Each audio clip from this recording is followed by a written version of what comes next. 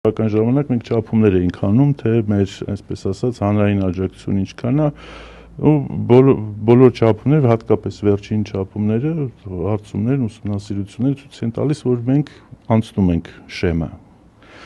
Բայց քանի որ մեր նպատակը իշխանափոխությունն է, ոչ թե մեր կուսակցության շեմը անցնելը եւ մի քանի մանդատով նորից վերադառնալ խորհրդարան,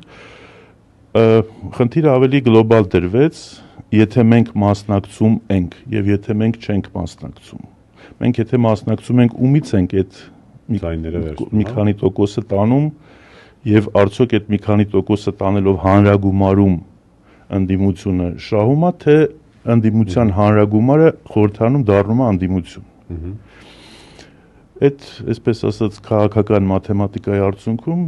նաև որոշում կայացվեց, որ մենք հնարավորություն տանք լոկոմոտիվ ուժերին, իրանք